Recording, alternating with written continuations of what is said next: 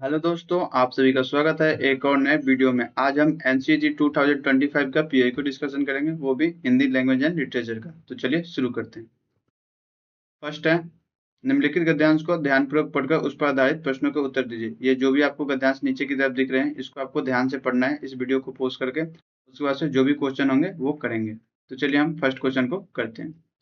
First question है, गद्यांश के अनुसार आज के युग में किसकी प्रधानता है? तो जैसा कि आप देखेंगे, फर्स्ट लाइन पढ़ेंगे, यहाँ पे आपको देखिए, मनुष्य ने अपनी आवश्यकताओं के लिए जो नए नए आविष्कार किए हैं वे सब विज्ञान की देन है। आज का युग विज्ञान का युग है। मतलब क्वेश्चन नंबर वन का आपका क्या हो जाएगा? क्वेश्चन नंबर वन की बात करें तो आपका हो जाएगा ऑप्शन नंबर 3 राइट होगा।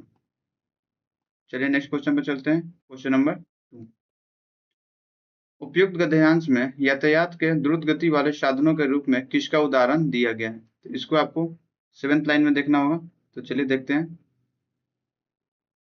यहाँ पे आप देख सकते हैं, आज महीनों की यात्रा दिनों में तथा दिनों की यात्रा चंद घंटों में पूरी हो जाती है। द्रुत गति से यात्रा करने हेतु ट्रेन, हवाई जहाज आदि यातायात के साधन के रूप में काम में लाए जा रहे हैं। तो आपका क्वेश्चन नंबर 2 का क्या हो जाएगा? क्वेश्चन नंबर 2 का आपका हो जाएगा ऑप्शन 4।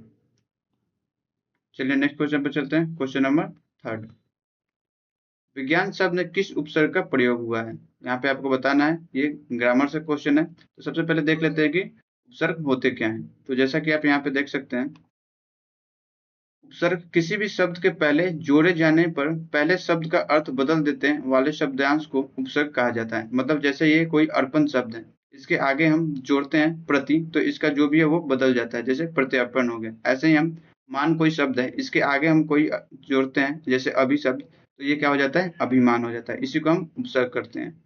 किसी भी शब्द के पहले जोड़े जाने वाले शब्द को अर्थ बदल देने वाले शब्दांश को उपसर्ग कहा जाता है। तो इसमें विज्ञान में हमको देखना है कि क्या होगा उपसर्ग। तो क्वेश्चन नंबर 3 की बात करें तो आपका क्या हो जाएगा? ऑप्शन नंबर 3, मतलब विज्ञान में वी आपका उपसर्ग है। चलिए हम नेक्स्ट क्वेश्चन पर चलते हैं। क्वेश्चन नंबर 4, उपयुक्त गद्यांश के आधार पर इनमें से गलत वाक्य का चयन करें। आपने ये गद्यांश को अच्छे से पढ़ा होगा तो आपको पता चल ही गया होगा कि इसमें कौन सा जो स्टेटमेंट दे रखा है वो गलत है। तो चलिए देखते हैं फर्स्ट स्टेटमेंट क्या दे रखा है। वैज्ञानिक आविष्कारों से कोई हानि नहीं होती, ये तो आपका गलत है, जबकि यहाँ इससे हानि भी होती है और फायदे भी होते हैं। विज्ञान ने मानव जीवन को आरामदायक बनाया है, ये तो सही है, तो ये आपका सही है। परमाणु हथियार विज्ञान की देन है, हाँ ये भी स्टेटमेंट सही है। इंटरनेट ने मानव जीवन को बदल कर रख दिया, तो ये भी सही है। तो आपको यहाँ पे क्या बताना है कि इनमें से गलत वाक्य का चयन करना है, मतलब गलत वाक्य कौन सा है। तो आपका ऑप्शन नंबर 1 गलत वाक्य है। तो आपका क्वेश्चन नंबर 4 का ऑप्शन नंबर 1 राइट हो। चलिए हम नेक्स्ट क्वेश्चन पे चलते हैं। क्वेश्चन नंबर 5, कपटी मित्र किस मुहावरे का अर्थ है? आपको बताना है कि कपटी मित्र मुहावरे का अर्थ क्या होता है। तो इसका अर्थ होता है आस्तीन का सांप होना। नेक्स्ट क्वेश्चन पे चलते हैं। क्वेश्चन नंबर 6, निम्नलिखित में से कौन सा शब्द पृथ्वी का पर्यायवाची नहीं है? क्वेश्चन नंबर 6 की बात करें तो वसुधा, ये तो पृथ्वी का पर्यायवाची है ही। ईला पृथ्वी का पर्यायवाची है। भूमि ये भी पर्यायवाची है, लेकिन पर्यायवाची शब्द पृथ्वी का आत्मजेय या नहीं है। तो आपको यहाँ पे बताना है कि पृथ्वी का पर्यायवाची नहीं है। तो आपका क्वेश्चन नंबर 6 का ऑप्शन नंबर 4 सही हो जाएगा। चलिए हम नेक्स्ट क्वेश्चन पे चलते हैं। क्वेश्चन नंबर 7, विभाव, अनुभाव और व्यभिचारी भाव के संयोग से रस की निष्पत्ति होती है, यह कथन किस आचार्य का है? तो क्वेश्चन नंबर 7 की बात करें तो ये कथन किसने दिया था? तो ये भरत मुनि ने दिया था। तो क्वेश्चन नंबर 7 का ऑप्शन नंबर 3 राइट हो जाएगा। चलिए नेक्स्ट क्वेश्चन पर चलते हैं। क्वेश्चन नंबर 8, जातीय का विलोम शब्द क्या होगा? यहाँ पे आपको बताना है कि जातीय का विलोम शब्द क्या होता है।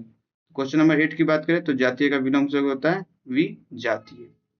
नेक्स्ट क्वेश्चन पर चलते हैं। क्वेश्चन नंबर 9, निम्नलिखित में से पत्र लेखन की विशेषता नहीं है। आपको बताना है कि जो भी हम पत्र लिखते हैं तो उसकी विशेषता क्या नहीं है।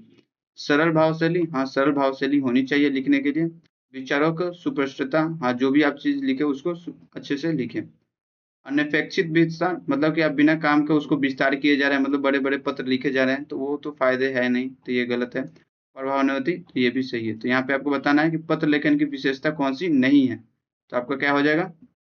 आपका ऑप्शन नंबर 3 सही हो जाएगा। चलिए हम नेक्स्ट क्वेश्चन पे चलते हैं। क्वेश्चन नंबर 10, सूची 1 को सूची सेकंड के साथ मिलान करनी है। यहाँ पे आपको कुछ कहानी दे रखे हैं और उनके कहानीकार हैं, तो इसको आपको मिलाना है कि कौन से कहानी का क्या कहानीकार है। तो चलिए क्वेश्चन नंबर 10 की बात करें, इंदुमती, तो इंदुमती किसके हो जाएगा? किशोर लाल गोस्वामी, ये इसके कहानीकार हैं। उसके बाद से बात करें 11 वर्ष का समय, तो इसका क्या हो जाएगा? रामचंद्र शुक्ल। पंडित और पंडितानी, तो सी का क्या हो जाएगा? गिरिजादत्त वाजपेयी। और डी का दुलाई वाली, इसका हो जाएगा बंग महिला। तो हम बात करें क्वेश्चन नंबर 10 का, तो आपका क्या सही हो जाएगा? ऑप्शन नंबर 1 सही हो जाएगा। चलिए हम नेक्स्ट क्वेश्चन पे चलते हैं, क्वेश्चन नंबर 11। क्वेश्चन नंबर 11 की बात करें तो यहाँ पे आपका है स्वर संधि के कितने भेद होते हैं। तो चलिए देख लेते हैं कि स्वर संधि के कितने भेद होते हैं। तो सबसे पहले अगर हम बात करें तो सबसे पहले आती है संधि। सबसे पहले आती है संधि। संधि के 3 भेद होते हैं, स्वर संधि, व्यंजन संधि और विसर्ग संधि। फिर हमको क्या पूछा है?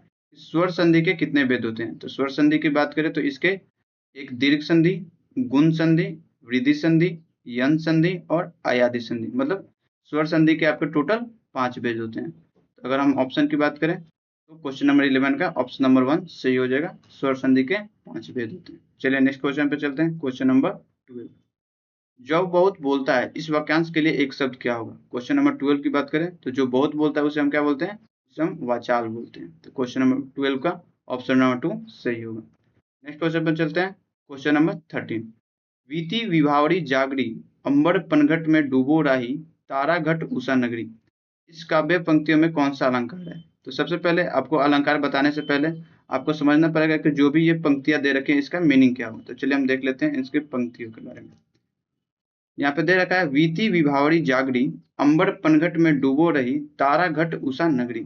इन पंक्तियों में अंबर को पनघट, जो यहाँ पे अंबर दे रखा है उसका मतलब पनघट, तारों को घट और उषा को नगरी कहा गया है। यानी कि पूरा दृश्य एक रूपक में प्रस्तुत किया गया है, जहाँ एक रूप के दूसरे स्थान पर रखकर वर्णन किया गया है।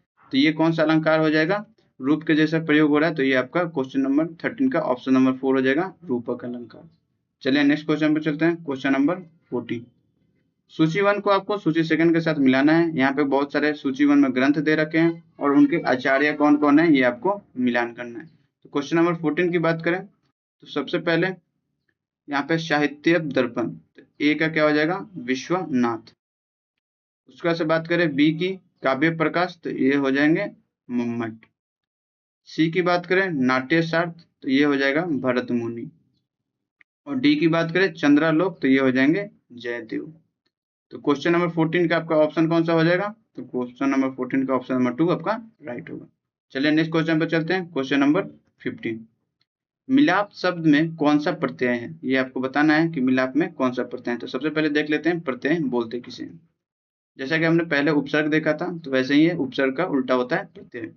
प्रत्यय वह शब्दांश है जो शब्द के अंत में जुड़कर उसके व्याकरणिक रूप या अर्थ में परिवर्तन कर देता है। जैसा कि आप यहाँ पे देख सकते हैं, यहाँ पे आपको दे रखा है इक, ये जो प्रत्यय है, जैसे समाज शब्द है, इसके लास्ट में जुड़ के, अंतिम में जुड़ के ये दूसरा शब्द बन रहा है जिसका अर्थ दूसरा हो रहा है, जैसे सामाजिक। ऐसे सुगंध शब्द हो गया, इसके लास्ट में इत जो रहा है तो ये हो जा रहा है सुगंधित। ऐसे ही आपको बताना है कि मिलाप में आपका कौन सा प्रत्यय है। तो क्वेश्चन नंबर 15 की बात करें तो मिलाप में आपका कौन सा प्रत्यय हो जाएगा? तो ये हो जाएगा आप। तो क्वेश्चन नंबर 15 का ऑप्शन नंबर 2 राइट है।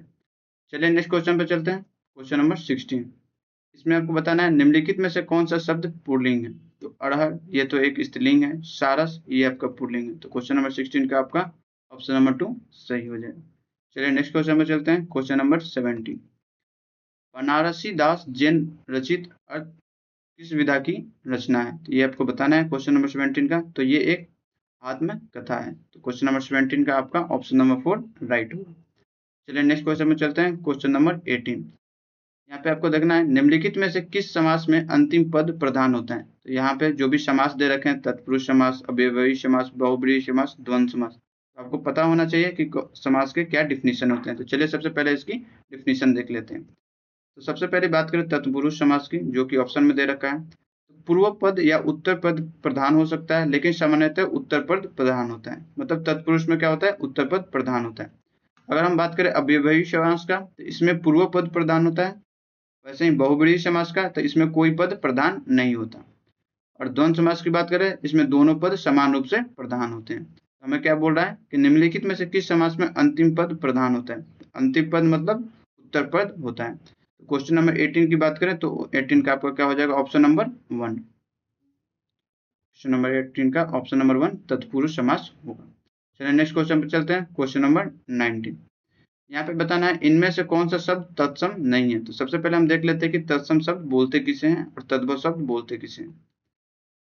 जैसा कि आप देख सकते हैं तत्सम शब्द एंड तद्भव शब्द, संस्कृत भाषा के कुछ शब्द ऐसे होते हैं जो हिंदी में बिना परिवर्तन के प्रयुक्त होते हैं, उन शब्दों को हम तत्सम शब्द कहते हैं। जैसा कि आप यहाँ पे देख सकते हैं अग्नि, ये संस्कृत जैसा ही है, इसको हम तत्सम शब्द बोलते हैं। जबकि संस्कृत भाषा के कुछ ऐसे शब्द जिनमें थोड़ा सा परिवर्तन करके हिंदी में प्रयुक्त किया जाता है, उसे तद्भव शब्द कहते हैं। मतलब जो जो भी संस्कृत है उसमें थोड़ा सा परिवर्तन कर देते हैं तो उसको हम तद्भव शब्द बोलते हैं। जैसे अग्नि ये हो गई आपकी संस्कृत जैसी है तो ये तत्सम हो गए। तद्भव जैसा आग, इसमें थोड़ा सा परिवर्तन कर गए। ऐसे कदली ये हो गया तत्सम और तद्भव हो गया केला। ऐसे ही हमको बताना है कि तत्सम क्या होगा। तो जो आपको संस्कृत के जैसे दिख रही होगी वो तत्सम होगा। तो यहाँ पे आपको ध्यान देने वाली बात क्या है कि आपको पूछा कि तत्सम शब्द नहीं है। तो क्वेश्चन नंबर 19 की बात करें तो क्वेश्चन नंबर 19 का क्या हो जाएगा, ऑप्शन नंबर 1, ये आपका तत्सम शब्द नहीं है। बाकी सब अग्नि, वायु और वत्स ये तत्सम शब्द हैं। चलिए नेक्स्ट क्वेश्चन पे चलते हैं, क्वेश्चन नंबर 20। क्वेश्चन नंबर 20 है, प्रतिक्षण शब्द में निम्नलिखित में से कौन सा उपसर्ग है। यहाँ पे आपको बताना है कि इसमें उपसर्ग कौन सा है। तो जैसा कि हमने आपको ऊपर ही बताया था उपसर्ग की डिफिनेशन, तो इसमें प्रतिक्षण में आपका प्रति होगा जो उपसर्ग होगा। चलिए नेक्स्ट क्वेश्चन पे चलते हैं, क्वेश्चन नंबर 21। वर्तनी की दृष्टि से कौन सा शब्द शुद्ध है। आपको बताना है कि इसमें से कौन सा शब्द जो दे रखा है वो अशुद्ध है। तो आपको बस देखना है कि कौन सी चीजें जो गलती लिख रखी है। तो सबसे पहले चलिए देख लेते हैं क्या है। जैसे ये विश्लेषण लिख रखा है तो ये तो सही है। पर्याप्त की बात करें तो ये अशुद्ध है क्योंकि पर्याप्त कुछ इस तरीके से लिखा जाता है। और प्रदर्शनी की बात करें तो ये भी शुद्ध है और शासन की बात करें तो ये भी शुद्ध लिखा है। तो हमें बताना था कि अशुद्ध शब्द कौन है। तो आपका क्वेश्चन नंबर 21 का ऑप्शन नंबर 2 राइट हो जाएगा। चलिए नेक्स्ट क्वेश्चन पर चलते हैं, क्वेश्चन नंबर 22। यह राम की किताब है, इस वाक्य में कौन सा कारक है। यहाँ पे आपको कारक बताना है। तो चलिए देख लेते हैं कि कारक कहते किसे हैं। जैसे कारक के यहाँ पे बहुत सारे भेद दे रखे हैं, कर्ता कारक, कर्म कारक, करण कारक, संप्रदान कारक, अपदान कारक, संबंध कारक, अधिकरण कारक और संबोधन कारक। इनके चिन्ह आपको याद करने होते हैं क्योंकि शिफ्ट 2 में भी इसके कारक के क्वेश्चन आए थे। आपको जो कि कारक याद होंगे और उनके चिन्ह याद होंगे तो आप इस क्वेश्चन को आराम से कर पाएंगे। जैसे कि कर्ता कारक के चिन्ह क्या होता है, ने, कर्म कारक के को, करण कारक के से द्वारा, संप्रदान कारक के को के लिए, अपदान कारक से, संबंध कारक का, की, के, ना, नी, ने, रा, री, रे, अधिकरण कारक का में, पर और संबोधन कारक की बात करते हैं हे, अरे, अजी। तो इसमें क्या बताना है, यह राम की किताब है। तो यहाँ पे आपको देखना है कि की कहाँ पे दे रखा है। यहाँ पे आप देखेंगे तो यहाँ पे संबंध कारक में का, की, तो ये कौन सा कारक हो जाएगा, तो ये आपका हो जाएगा संबंध कारक। क्वेश्चन नंबर 22 का आपका ऑप्शन नंबर 2 राइट होगा। चलिए नेक्स्ट क्वेश्चन पे चलते हैं जो कि लास्ट क्वेश्चन है, क्वेश्चन नंबर 23। उनकी आर्थिक स्थिति बिगड़ गई, वाक्य में विशेषण। यहाँ पे आपको बताना है कि विशेषण क्या है। उनकी आर्थिक स्थिति बिगड़ गई सेंटेंस में आपका विशेषण क्या है। तो चलिए देख लेते हैं कि विशेषण कहते किसे हैं। विशेषण वो शब्द होते हैं जिनमें संज्ञा या सर्वनाम शब्दों की विशेषता ज्ञात हो या विशेषता गुण, संख्या, परिमाण अथवा सर्वनामी के रूप में हो सकते हैं। मतलब जो संज्ञा या सर्वनाम की विशेषता बताएं। तो यहाँ पे हम देख सकते हैं कि जैसे उनकी, उनकी क्या हो गया आपका सर्वनाम है तो इसकी विशेषता बता रहा है कि उनकी आर्थिक स्थिति बिगड़ गई है। तो यहाँ पे क्या हो जाएगा उन विशेषण इस सेंटेंस में, तो ये हो जाएगा आपकी आर्थिक। तो बात करें क्वेश्चन नंबर 23 की तो आपका ऑप्शन नंबर 2 राइट हो जाएगा। इसी के साथ हमने जो भी क्वेश्चन थे सारे कर लिए। अगर आपको अभी भी डाउट है तो आप अपने डाउट को कमेंट बॉक्स में पूछ सकते हैं। Thank you.